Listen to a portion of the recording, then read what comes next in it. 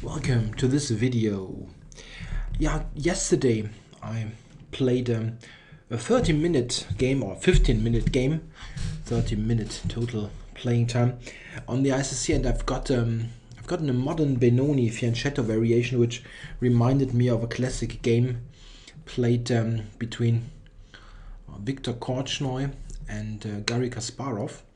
And this is really a memorable game that I felt that is worth sharing again on the channel. Not again, I didn't do it before, but it's simply a great battle, very complicated game, and just a few words to describe the circumstances of this game, because this is very important to understand the relevance just between the pure moves. I mean, the pure moves are fantastic, but the whole scenario is just very remarkable.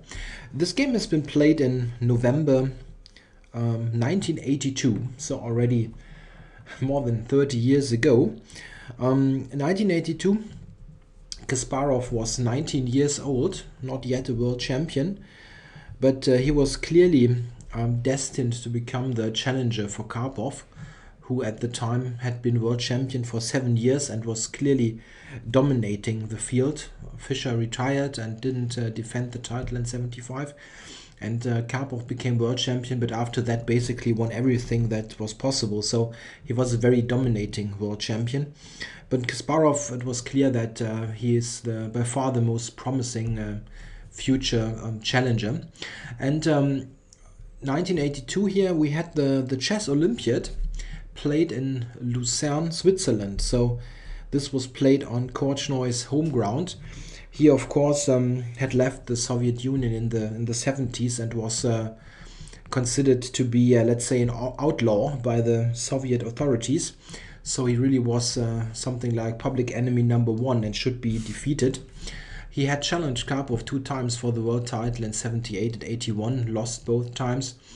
And now in 82, he still was probably, if you discount Kasparov, the main rival for Karpov. Probably world number 2 at the time. I'm not quite sure, I didn't look up the world rankings, but it's close to that.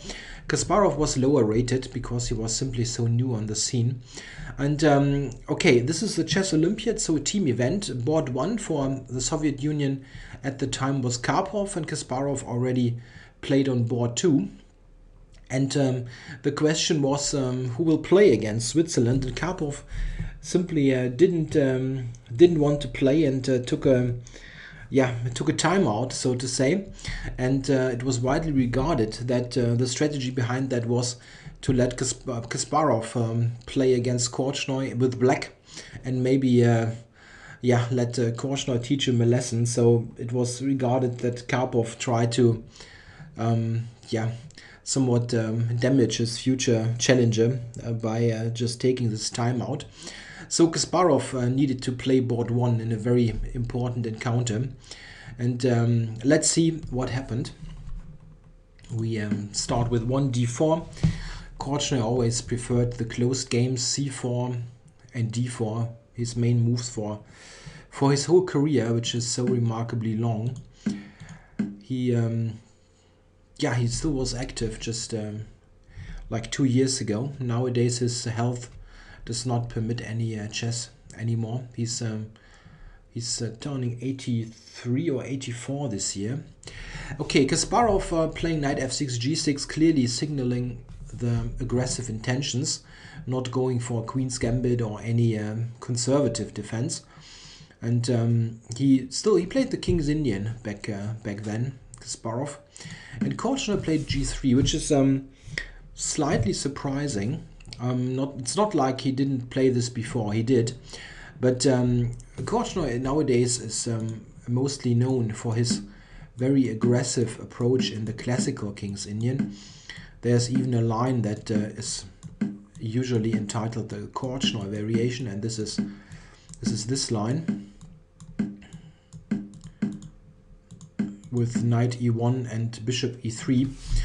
In fact, this has been discussed between Kortschnoi and Kasparov later, with Kasparov usually having the better of it. He was simply a fantastic King's Indian player. But here g3 was played, bishop g7, bishop g2, and now Kasparov plays c5, which is an interesting choice. He at the time did not want to go into typical King's Indian structures.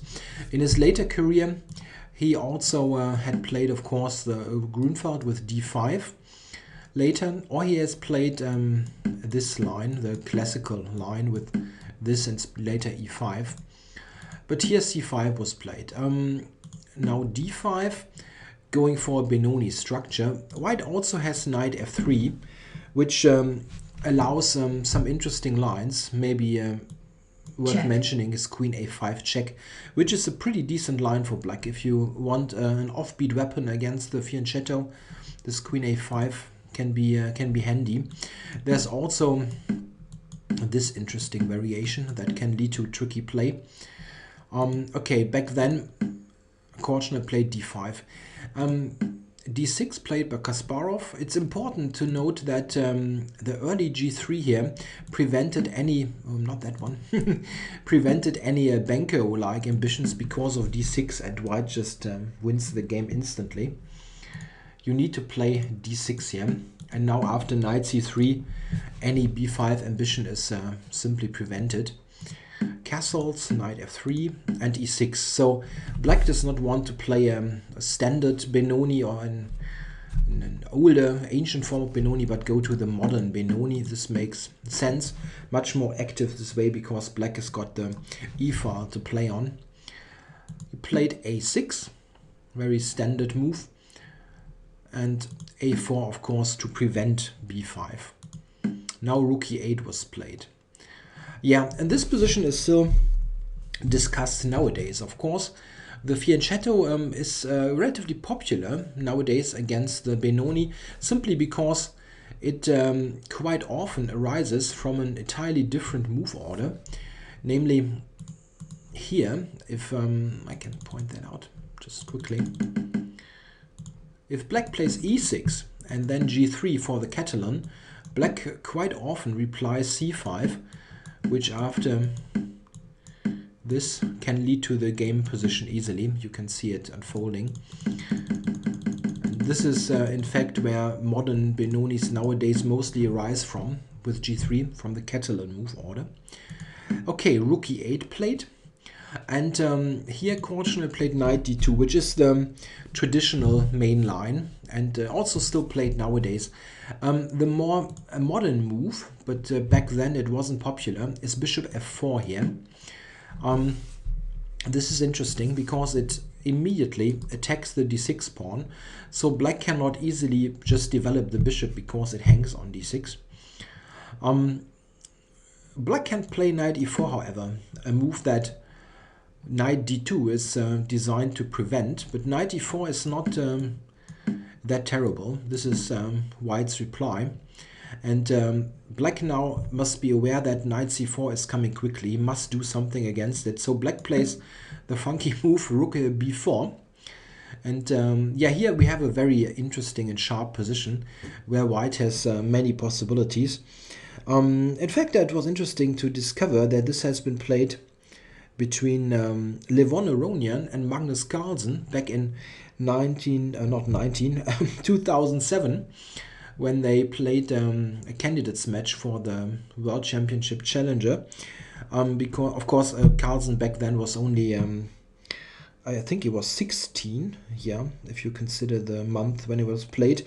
So Aronian won that game later. b3 was played then, offering an exchange. So the Benoni is full of those dynamic tactical possibilities. In fact, Carlsen played interestingly. He just gave the exchange up and then took on a1, and this led to a position where it's probably between equal and white being slightly better.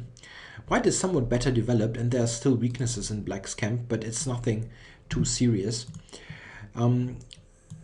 Very often black nowadays does not play knight e4 even. For instance, just about 1 month ago in Zurich, Nakamura played h6 here against Caruana.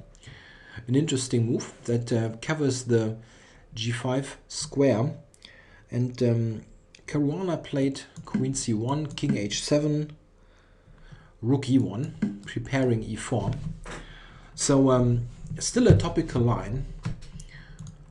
But Kortschnoi played knight d2. Back then this was considered to be the absolute main line. Knight d7 and h3. Yeah, this is universally regarded as a useful move. It covers the important g4 square. The thing is, if you look at the knight on d7, where is it going to go? E5 is the most likely spot where it will move. And if black would play this now, you have prepared f4, so g4 is covered. Black cannot go here anymore, so he would just need to return back to d7. So this does not make much sense. It's a good prophylactic move.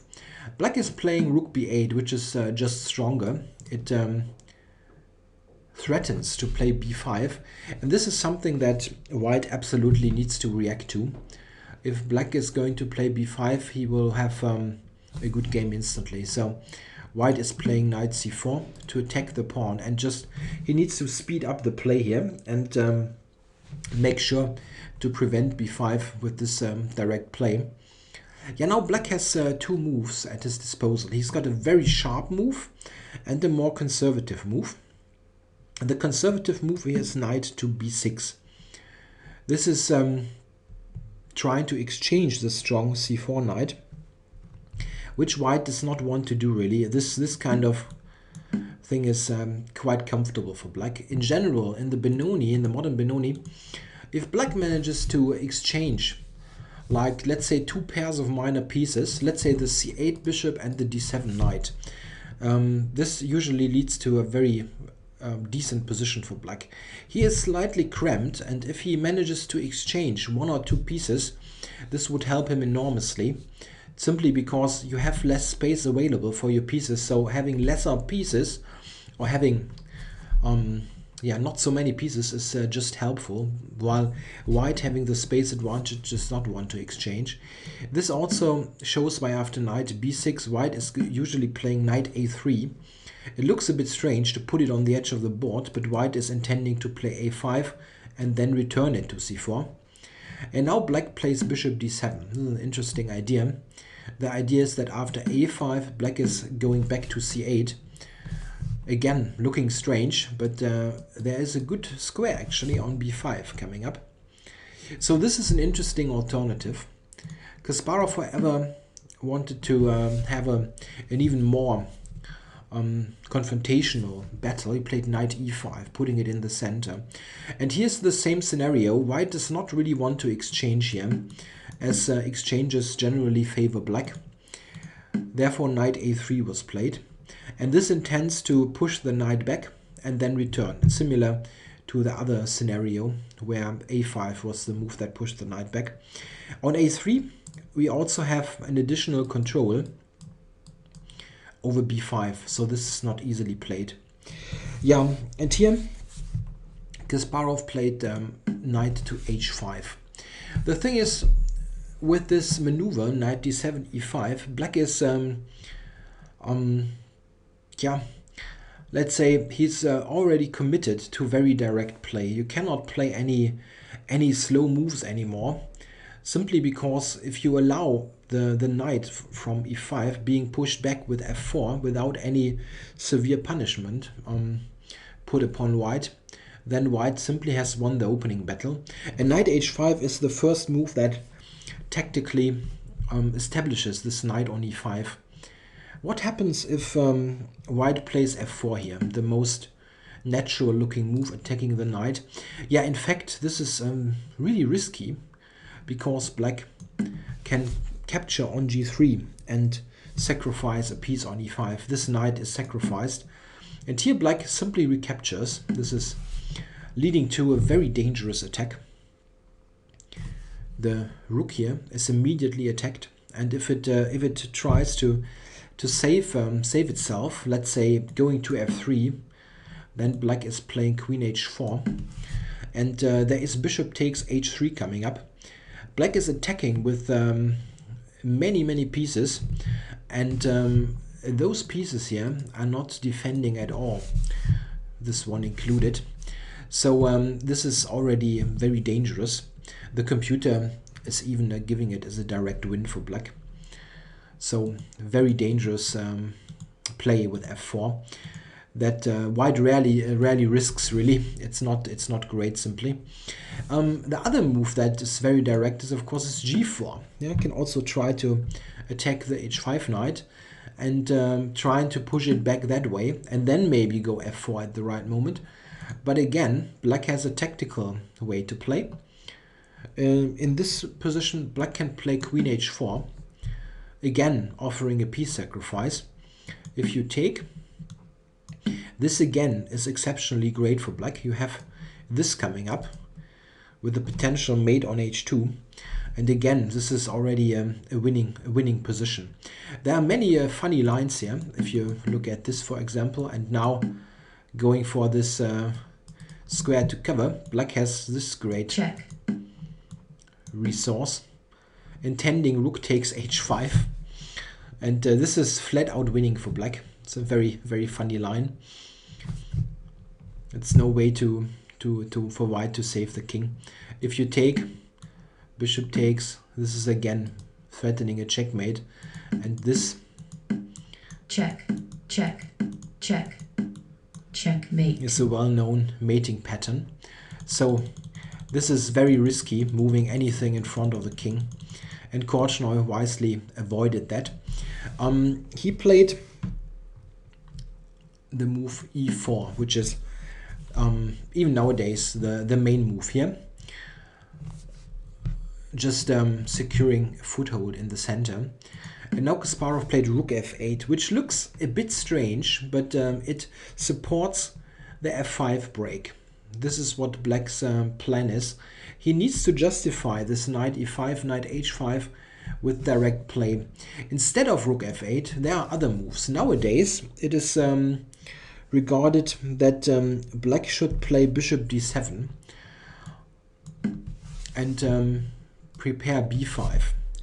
The idea is that f4 now is answered by b5, which leads to exceptionally complicated play, which is believed to be quite good for black. f4 is probably not the best move. White normally plays a5. The idea is tactical, to have discovered attacks on the queen if it captures. And black normally goes for b5 here, takes and bishop b5. This is played even in a game one from 2013 between Ponomarev and Bakro, leading to unclear play, where black has sacrificed the pawn for great pressure on the b file. Yeah, just to show that this is still a modern opening. Rook f8 was played, as mentioned, to get f5 in. And now Kortschnoi played king h2, a good prophylactic move that covers the g3 pawn to support f4. If we look at g4, this is again a possibility. Black is going queen h4 again. This was known back then from a game between Sharon and Jan Timman. Timman back then being the best player of the Western world, together with the German Robert Hubner. G takes h5, bishop h3, and black again had an exceptionally strong attack.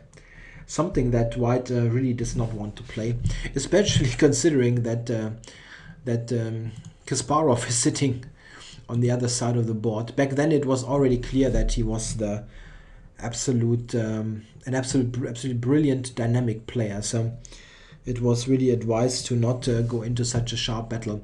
And it's really typical for Kortschnoi that he does not shy away from a sharp battle. It's already clear that this will lead to something exceptionally complicated, because the upcoming f4 needs to be justified tactically by black, and we see how this is going to unfold.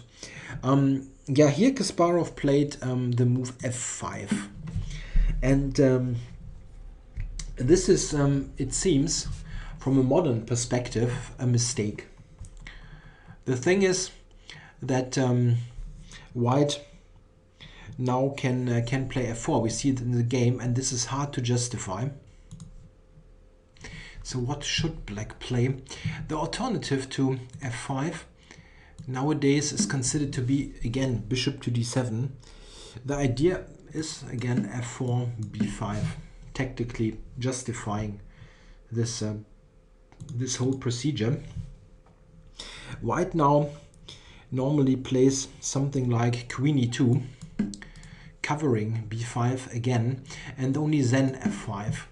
This has, for instance, played in a game just a couple of years ago between Viktor Lasnička and a player called Kononenko, also grandmaster. I only have the initial, I think it's Dimitri, not quite sure. And this after f4, f takes e4, f e5, knight g3 led to hair-raising complications, which are rather similar to the game. We would see that something like that happens in the main game as well. Okay, this is how it is played nowadays. f5, it seems, is not that great, but we see in the game that this is not something that is easily, or that can easily be proven. It's just exceptionally complicated. Yeah, Kortschnoi is not shying away from the battle, of course. He plays f4, attacking this knight. And what about this position? The knight is attacked, and if black now just retreats it, yeah, plays a somewhat pedestrian move like that, for example, then white is simply better because of the capture. Note that the knight on h5 is hanging. You cannot recapture here. It's just gone. And bishop f5. Yeah, there is this move. I'm not sure you should play it immediately, but this is just winning a piece. There's maybe queen h4 again, but it's probably not as dangerous as before. There are ideas like that, for example. Black absolutely does not want to retreat the knight. He wants to play in a way that this is working as a sacrifice. And what Kasparov is doing is remarkable. He's playing b5 regardless of this hanging knight. He just wants to have the absolute maximum activity for his position. And here Kortschnoi captures on b5. Yeah. What happens if he takes the knight? We need to examine that, of course. F takes e5. It's a very risky move because of knight g3. Again, this piece sacrifice. Yeah, white probably needs to take it. Cannot tolerate bishop takes e5 happening. So takes. Check. And now you need to go to f2. It's obviously a very airy king position.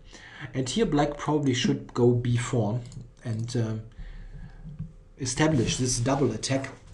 You get one piece back. Black has sacrificed two pieces here, but you get one back and still retain a dangerous attack. Note that here white cannot get the strong bishop because of c takes b2. This is an important line. He must recapture, and then after this and bishop d4 coming, black has a number of pawns. I think 2 pawns, but still a very strong attack. If you give this to the computer for a while, it always assesses this as 0, 0, 0. Probably repetitions and perpetual checks coming up. It's very dangerous for white. In a practical game, you don't really want to do that. Kortschnoi took on b5 after some thought, and just after that took on b5, which is a very understandable, practical decision. It's simply this knight. Whenever black retreats it, white has basically won the opening battle. And he is already a pawn up. You shouldn't forget that. And white needs to judge correctly when to take the knight. You can really expect black never to retreat it. Something like that is just terrible. I mean, white also, besides that, which is very strong, he also has ideas like that. So it's quite funny. Black is never going to retreat. He wants to play for maximum activity. He took on e4, which is the best move in the position. And again, we need to consider what happens if white takes. And again, it's not so great. If white takes, black has two interesting tries. Bishop e5, simply recapturing, or knight g3. Knight g3 is an interesting move as well. It's check. This is happening.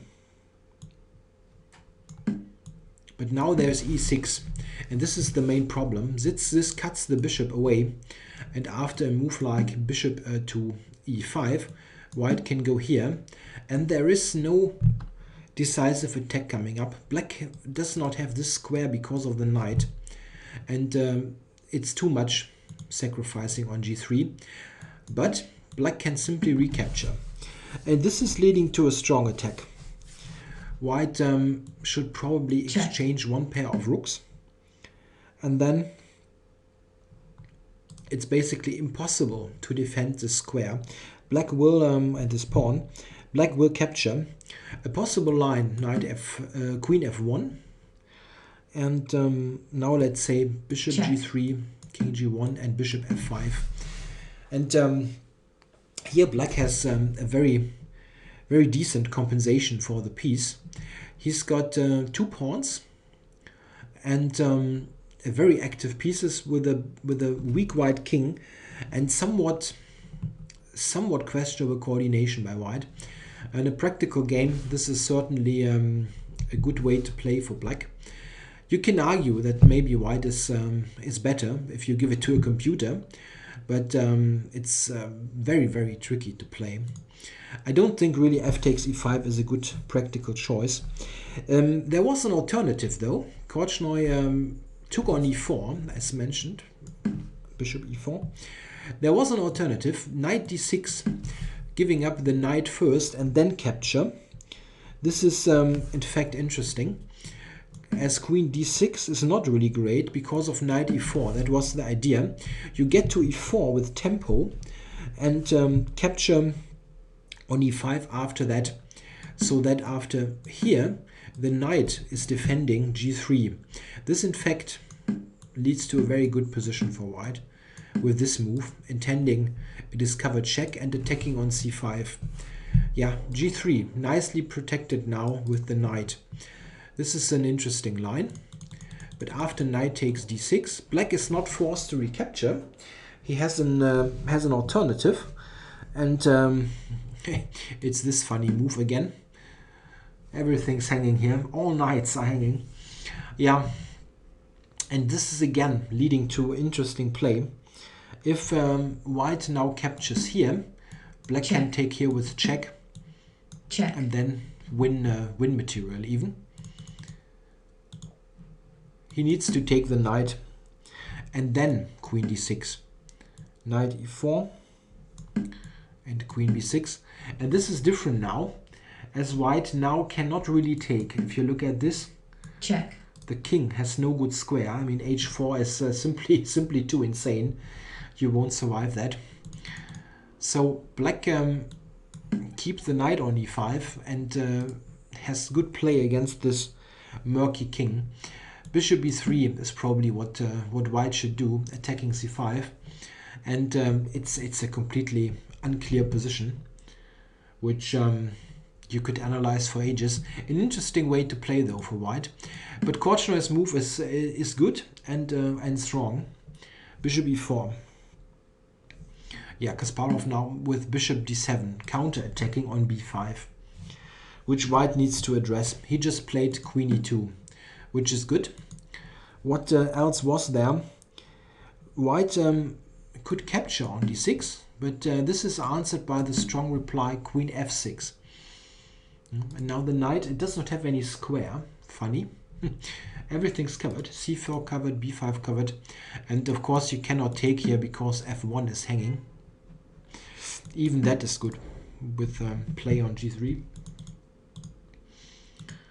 White had an alternative though, a very computerish move, knight a7.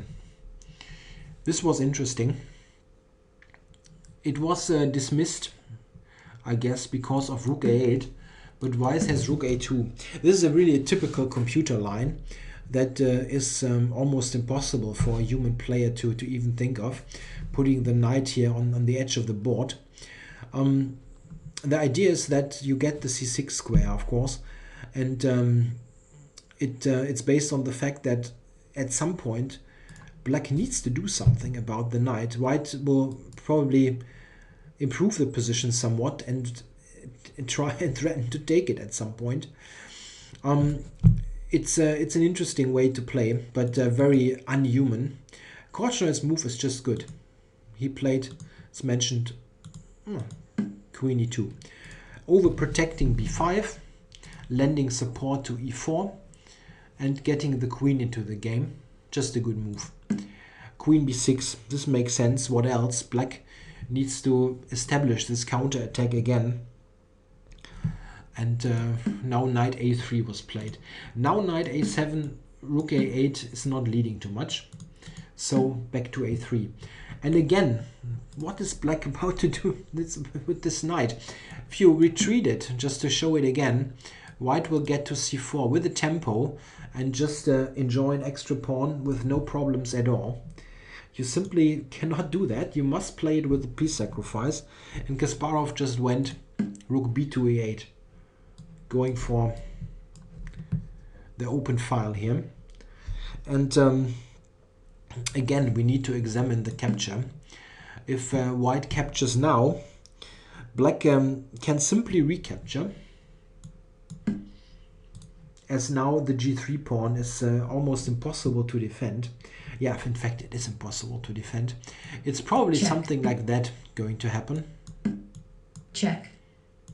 And Black has very strong compensation for the piece. Note that after queen d8, the queen is quickly coming into the play, and h3 is going to be lost as well. This again wasn't great.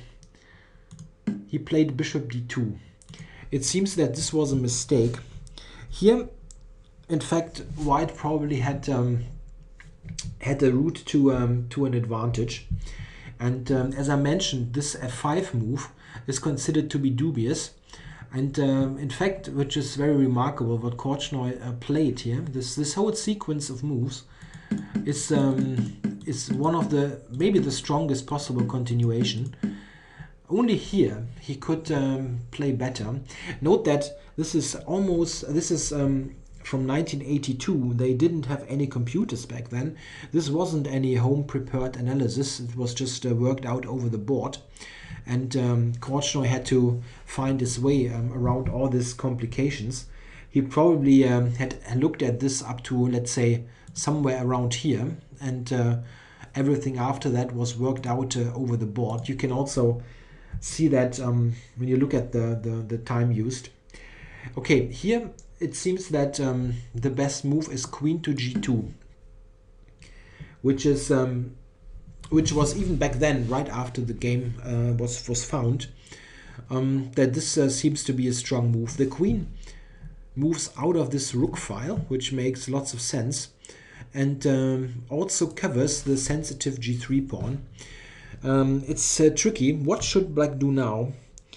Again, if you retreat the knight, you run into a position where White is just much better.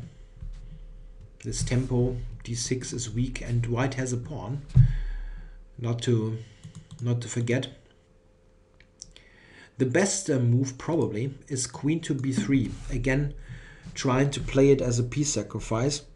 And now White again should refrain from taking it, but play even one more prophylactic move, something like rook f2, or the computer even suggests the strange move bishop b1, very strange, but rook f2. And it's getting more and more difficult for Black to improve his position in a way that you don't retreat the knight. Here it's in fact, I think, the case that Black has no move anymore besides knight f7, and this probably refutes black's setup. It's still murky. It's not like white is winning outright, but it's just very much better for white. But Kortschnoi didn't find this move. He played the move bishop d2, and this is, as mentioned, a mistake because the other one was just stronger. Now Kasparov grabs his chance. He took on b2, which at first sight looks a bit weird, because what about rook f2 b1? Maybe it is simply that Kortschnoi had missed the reply. It's possible. He didn't play rook b1, of course.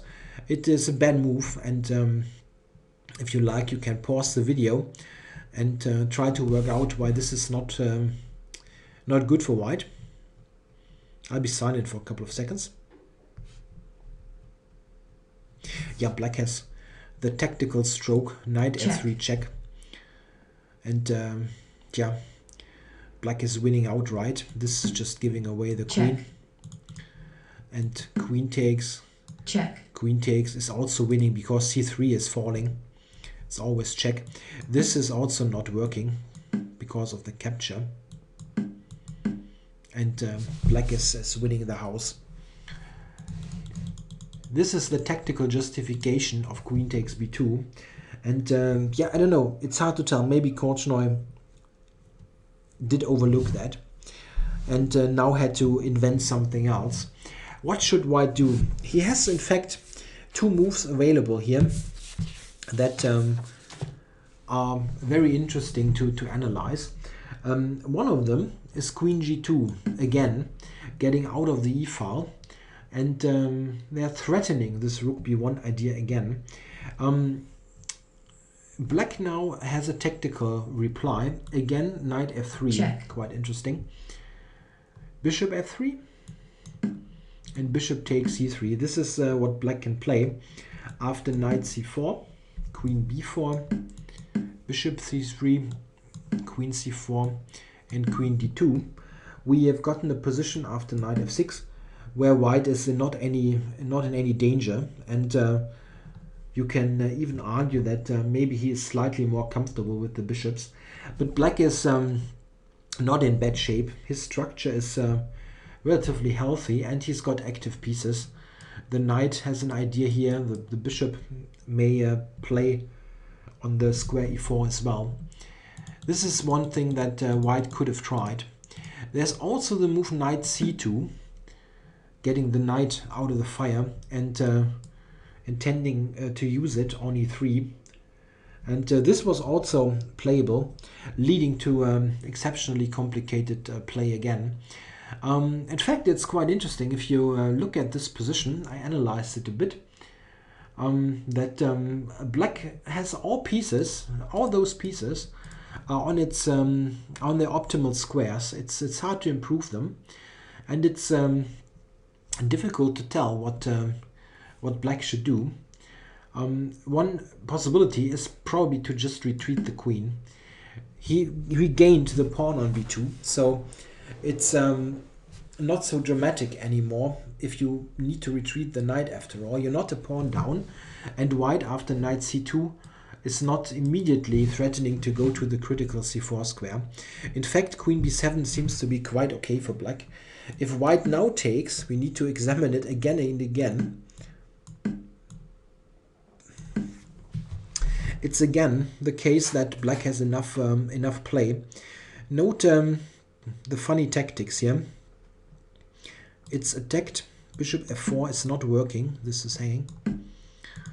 And how do you protect it? If you protect it like that, black even has the move knight f6, which is very interesting. It's using this e-file, threatening bishop c3 taking on e4. And there are positions where white is so much tied down, even being a piece up, that black has enough compensation. It's very difficult here to find a move even for white that is not losing material. You cannot move that because of the knight. And what exactly are you playing now? If you play something like that, for example, black is going to capture here, and e4 is gone.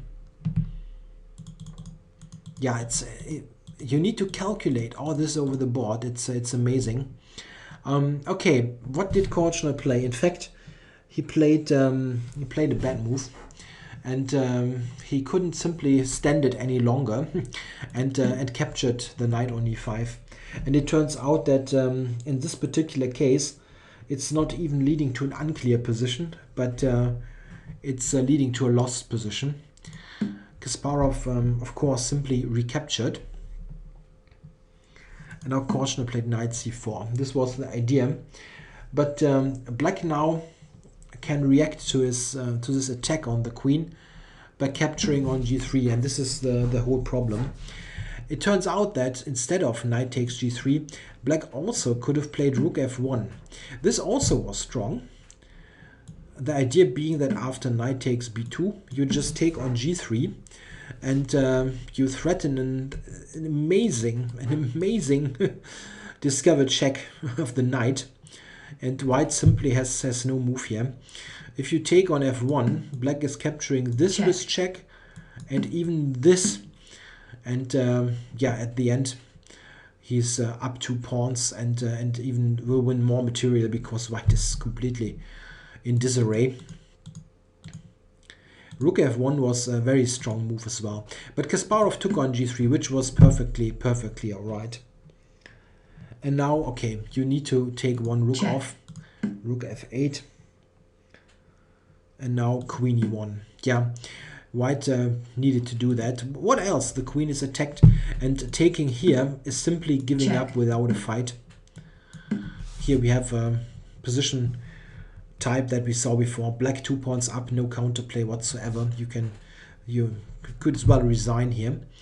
So you need to fight, and Kortschnoi is one of the greatest fighters in chess history. He continued with queen e1, and of course it looks terrible with this discovered check. But what could you do? Knight takes e4 check, and king g2. Yeah, taking the bishop is not helping after knight d2, because black is threatening this enormous discovered check, and there is no move here. Rook a2 you take here. To note that this is hanging as well. Completely winning for black. It's probably a forced mate already.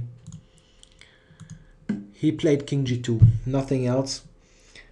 And here Kasparov played the move queen c2. The queen is attacked after all. It seems that he had a stronger move here, but it wasn't easy to calculate, of course. It's a limited time control game, not a correspondence game or something. It seems that rook takes f2 was strong here. It's a move that it's not, yeah, you consider, but you can easily dismiss because of some details. The point is that after queen f2, black has a good move, bishop takes h3 check. It's all with tempo, so that king takes is winning very easily. At the end, black takes the rook. And the point is, where is black going to go, white going to go? If you go on the back rank, this is falling with check. And king f3 is answered by bishop g4 check. Very important. After this, there's queen c2. And this wins the queen and probably will result in a mate as well. It is probably a checkmate in a couple of moves. Yeah, this is leading to a mate. So this was winning. You also need to look at the king move here. King h1, for example. Check. This is winning, however. Very nice. Check. Checkmate. Funny checkmate. So it seems that rook f2 was winning in a relatively simple fashion, relatively speaking. But Kasparov writes in his book that he had seen those lines, but he thought that queen c2 was even simpler. This is what he played. But in the process, he did overlook something. White now took on e5, which is the best practical decision. Again, taking on e4 is simply not putting up any resistance. Black is just material up here. So need to do this, knight e5. And here Kasparov played rook f2. And this now makes it really tricky. If he would have taken knight takes d2, it would have been still relatively easy. One point being that rook a2 check is answered by knight f3 check. Very funny way with a counter check here. Rook c2, knight check. e1, winning back everything, the queen and the rook, and black is winning. He also saw this line, but he overlooked something with rook f2. And this is what he played, rook f2. And here Kortschnoi sacrificed the queen with queen takes f2. White also could have moved the king, as funny as it looks, king g1.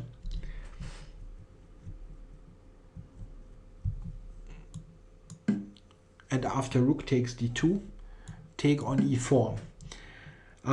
This in fact isn't so easy. I mean, at first you might think, okay, well, what the heck, no? Isn't black just winning?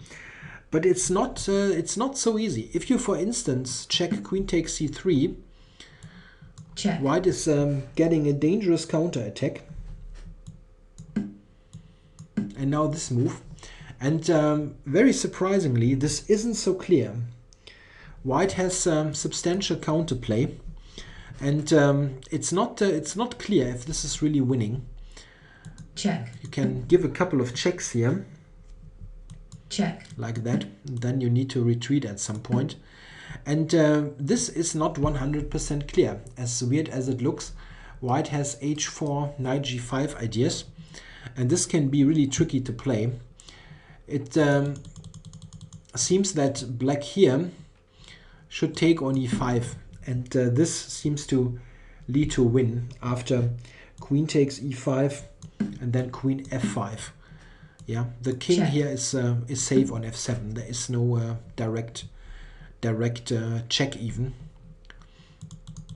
Yeah, it's really an enormously difficult position to calculate. Kortschnoi gave up the queen for counterplay, and this is still very tricky to play. Knight takes, and now rook a2. And this is what Kasparov had overlooked when he went for this whole procedure with queen c2. It seems that black is still winning, but it's tricky now, really tricky. He played queen f5, which is a very strong move, played in time trouble already. Bishop h3 check. is the very obvious choice, but it's not so good. Really, look at this, king g1 and queen b3. Yeah? The queen must go somewhere. Let's see here. And now check. white is coming on the 7th rank with a check. Check. Check again. Yeah, how do you win here with black? You probably need to advance the king. If you go back like this. Check. Check. Checkmate. You run into a crazy self-mate. You need to advance. Go here. And yeah, the king. It is a tricky position for the king. White can just play this move here and play for an attack. Black really has a hard time now to defend this. If you retreat the knight, for example, save it here, then knight e4, check. King f5, check. knight d6 check, king f6, bishop g5 checkmate. Is a mate again. Yeah? It's really great. Black cannot save the knight here because of those mate threats. He probably needs to play a move like g5, and after king f2, this is entirely unclear. It's hard to tell what's happening. White has some attack against the king, and it's really impossible to say if this is a win or not. Bishop h3 is really a mistake here, leading to exceptionally good counterplay. Queen f5 is the stronger move, and there is some inner logic to that. Simply keeping the pawn on the knight on, sorry, the bishop on d7 to block the 7th rank. And yeah, white captured on d7. And yeah, what should black do now? It's useful to note that those simple moves don't cut it. White has got 3 pieces here for the queen, and it's not clear that this is winning. Black probably should move the knight and continue to attack. The thing is, where do you go? Where do you go with the knight? Kasparov played the move knight d3, and it turns out that this was a mistake. The move that was winning was knight takes h3. This was winning the game. It still intends this check, and after Check. rook a8, king g7, rook a7, here black has the good and very important reply g5, using the pawn as a shield here. The pawn is protected, it can advance, and black still has an attack like this, for example, and queen g4. This in fact wins for black. After, let's say, knight takes c5, Check. king g6 and knight e4, black has the counter attack with queen g4 and will win the game like this, for example. Check. And black wins. This is relatively easy to believe. The point is, though, what is wrong with Kasparov's move? He played knight d3. The problem is that white, believe it or not, could have drawn the game here, which he didn't do. He played bishop h6, but the move that really draws the game is rook a8 check, king g7, and now rook a7. And this is really a clear-cut draw. Back then they took a while to analyze this to make sure it is really a draw. Nowadays the computer instantly shows 0, 0, 0.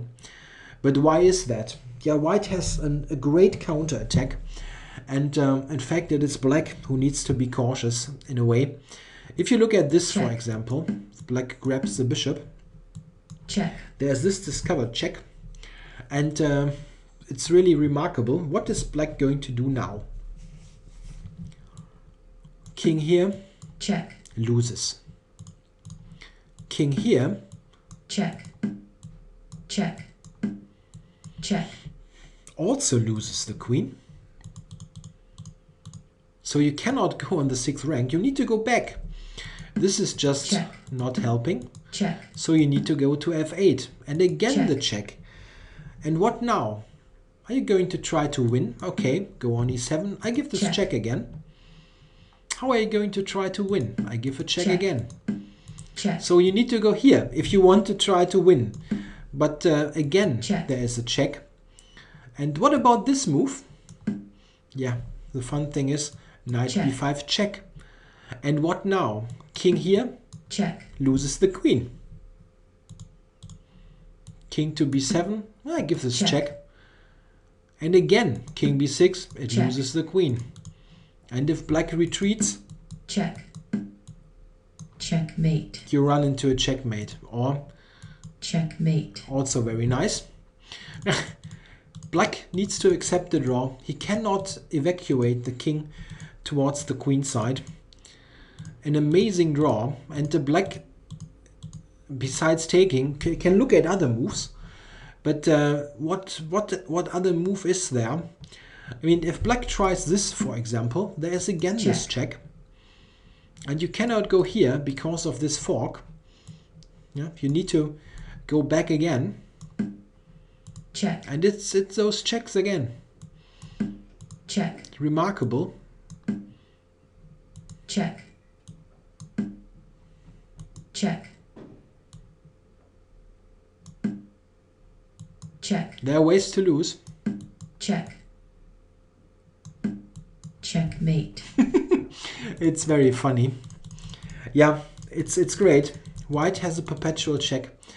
I don't know what to say. If it's I mean, Kortschnoi didn't find it. Maybe it would have been a just outcome of the game, this fantastic draw.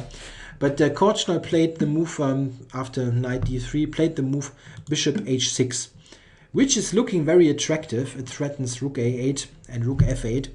And black needs to be precise here.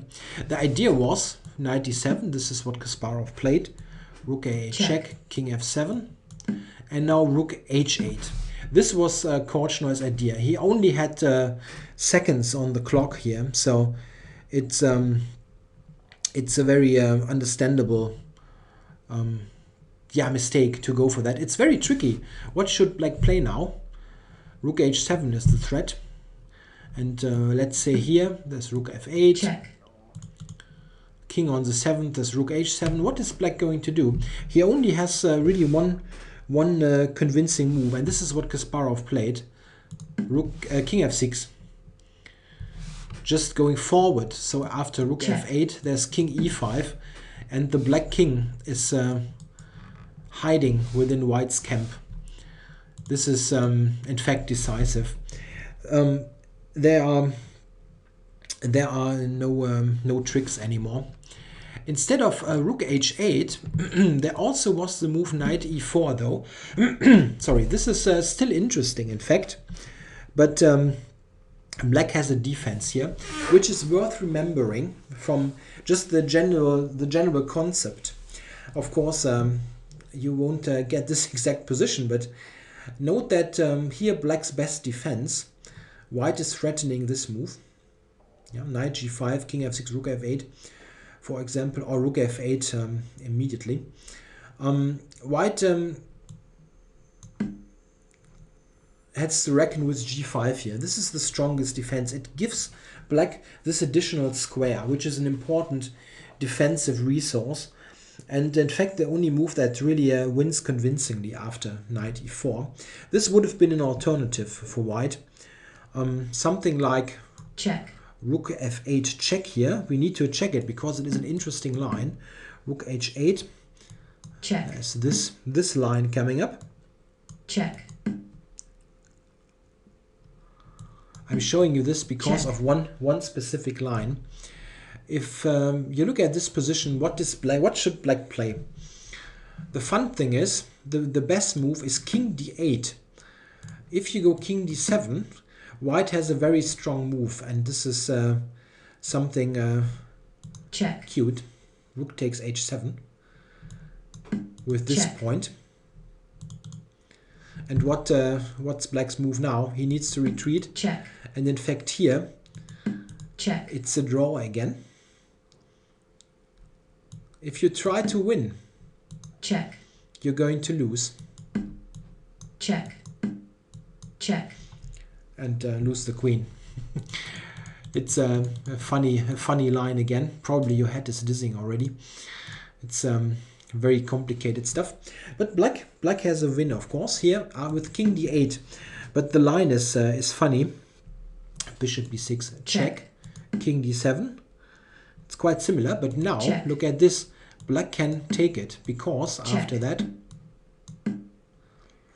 in this line, he has the move c4, and the c pawn will promote. It's a winning knight endgame. White can try to stop it with this, check. but there is this move again. So this is the g pawn now coming.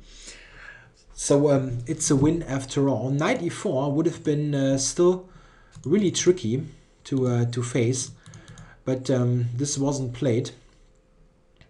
A couple of moves. Check. This was played, and as mentioned, Kasparov found the only way to continue with king f6. Yeah, here Kortschnoi basically together with with his flag falling, he played king f3 and check. Gave away the h3 pawn, and now he lost on time basically at the same moment. Yeah, he had no time left at all. White was lost now, though. You can only check. Push the king forward, but you don't have any substantial attack anymore. So black is winning. Yeah, fantastic, really fantastic battle when Kasparov beat Kortschnoi in this amazing fashion. This was the most spectacular game of this Olympiad and probably the year. And it was very important in this year for Kasparov winning his first chess Oscar. This is a popular award among chess players that is given out by the Russian chess newspaper. I think it's called 64, this newspaper. And this is usually awarded to the best player of the year, voted by journalists, and this was the first time that Kasparov won it. And it wasn't so clear in this year. It also could have gone to Karpov, but this game and Kasparov's performance at the Olympiad really pushed the edge probably towards him, so that he was awarded this prestigious award. And also this game really showed that Kasparov will be the next challenger, probably the most promising player, and that he will be the favorite over Kortschnoi, challenging Karpov again. Yeah, a fantastic battle. It shows that the modern Benoni can lead to absolutely fascinating play. It also shows that it's razor sharp. You need to be sharp as a knife with your calculation and your tactical awareness. I hope you enjoyed this game. It was a very spectacular game, very entertaining to watch. I hope you liked it. Thanks for watching.